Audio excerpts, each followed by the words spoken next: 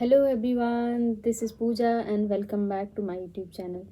Guys, मैंने UGC net 2025 दिसंबर session में 220 marks secure किए हैं सोशियोलॉजी सब्जेक्ट से and I miss JRF by one question and 2 marks. So guys in this video जो भी हुआ, जैसे भी रिजल्ट्स आए हैं, सभी दुखी हैं, सभी परेशान हैं और आगे क्या करना है नहीं समझ आ रहा है क्योंकि जैसे जिस तरीके का रिजल्ट आया है वो अनएक्सेप्टेबल था. बट फिर भी this is life and life goes on. हम ऐसे ही हाथ में हाथ रख के बैठ नहीं सकते हैं. आगे जो चीज़ें करनी ही पड़ेंगी कंटिन्यू.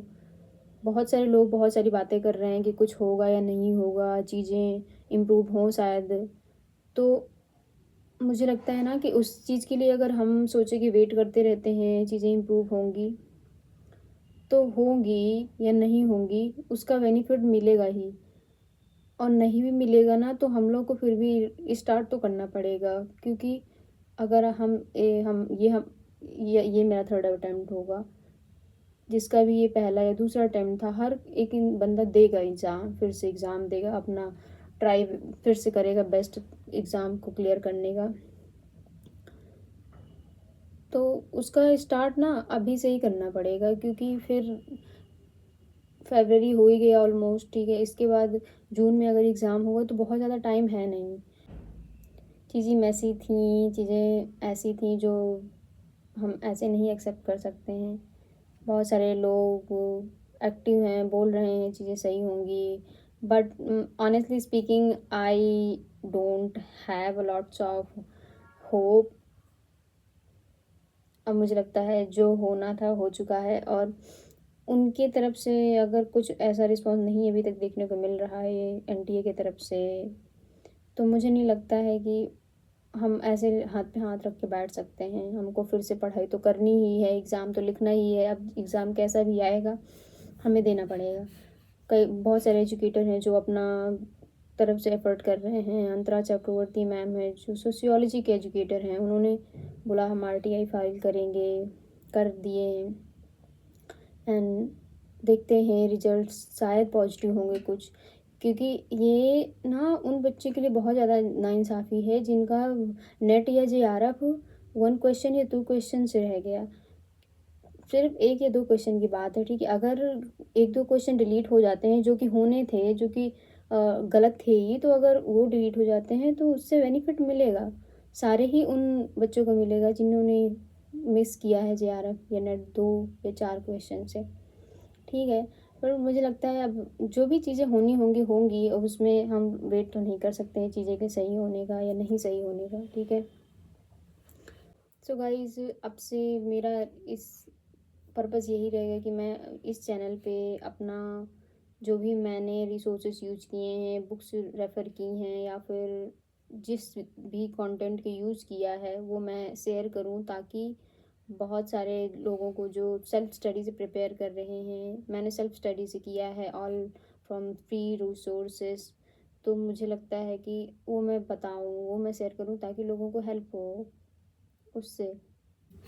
तो अगर उसके रिगार्डिंग आपकी कोई क्वेरी होगी या क्वेश्चंस होंगे तो मैं एड्रेस करने की कोशिश करूँगी. बट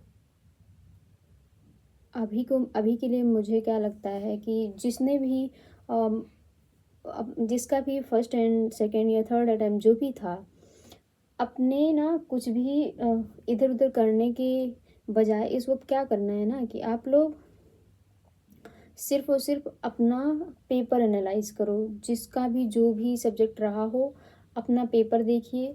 उसमें से आप देखिए कि कहाँ आप इम्प्रूव कर सकते हैं, इम्प्रूवमेंट का स्कोप देखिए. ठीक है.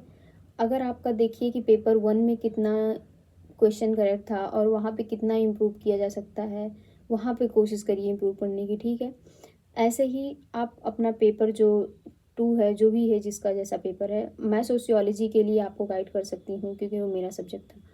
जिसका जो सब्जेक्ट है आप उसको देखिए कि आप कहाँ से अपनी मार्क्स को और बढ़ा सकते हैं और जो भी गलतियाँ थी छोटी छोटी वो और ना करके, उनको अवॉइड करके कैसे आप अपने मार्क्स और अच्छे ला सकते हैं, ठीक है? वो सब करिए। क्योंकि अभी क्या हो रहा है ना कि बहुत सारे एजुकेटर या फिर बहुत सारे प्लेटफॉर्म मैंने देखा है कि सब ना अभी टॉपर्स निकाल रहे हैं, अपना नया नया कोर्स लॉन्च करने में लगे हुए हैं। तो इस टाइम जब हम इतने इमोशनल वे स्टेट में होते हैं, हमें लगता है कि अभी हम एकदम कुछ भी कर देंगे और हमें नेक्स्ट अटेम्प्ट में चाहिए। तो हम पैनिक कर जाते हैं और हम सोचते हैं कि कोई भी हो, कुछ भी करके हमें कोर्स लें या फिर कुछ भी करें तो चीज़ें सही हो, हम अपने हिसाब से रिजल्ट लाएँ। बट यही नहीं करना है, ठीक है गाइज़? अब ना अपना टाइम को यूटिलाइज़ करिए। आपने बहुत इनफ पढ़ाई कर ली है, आपका अगर कुछ मार्क्स से रह गया है, तो बस देखिए अपनी मिस्टेक्स को फिर से एनालाइज़ कीजिए, क्योंकि मुझे पता है अनफ़ेयर था जो भी था। हम अब ऐसे पेपर्स को कैसे खुद से ये कह सकते हैं कि कैसे दोबारा प्रिपेयर करेंगे। बट करना पड़ेगा यार। देखो, सच्चाई यही है। कुछ भी ऐसा मुझे नहीं लगता कि बहुत चेंज हो जाएगा। होगा तो होगा, नहीं होगा तो फिर भी करना तो पड़ेगा ही। तो यही है कि कुछ भी किसी के भी कोर्सेज़ लेने से पहले आप अपना पेपर एनालाइज़ करो, अपनी मिस्टेक्स को देखो, उसी के हिसाब से अपनी स्ट्रैटेजी बनाओ, ठीक है? क्योंकि मुझे लगता है यूट्यूब पे फ्री में इतना कंटेंट है कि आप अगर एक आप सही गुड स्टेट ऑफ प्रिपरेशन है आपकी, अगर आपने पहला अटेम्प्ट दिया है और आपके डिसेंट मार्क्स हैं, तो आप आराम से कर सकते हैं। अभी टाइम है, जून में अभी 3 से 4 महीने का, आराम से आप प्रिपरेशन करिए, पूरा टाइम लीजिए और 4 से 5 घंटे भी अगर आप डेली करेंगे, अपनी मिस्टेक्स को देखिए, पूरा क्वेश्चन पेपर एनालाइज़ कीजिए, पीवाईक्यू को और अच्छे से करिए, कंटेंट जो भी आपने रेफ़र किया है उसको बार-बार रिवाइज़ करके पढ़िए, यही सब करना है। और फालतू में कुछ कोर्सेज़ लेके पैसा और टाइम वेस्ट करने की ज़रूरत नहीं लगती है मुझे फ़िलहाल।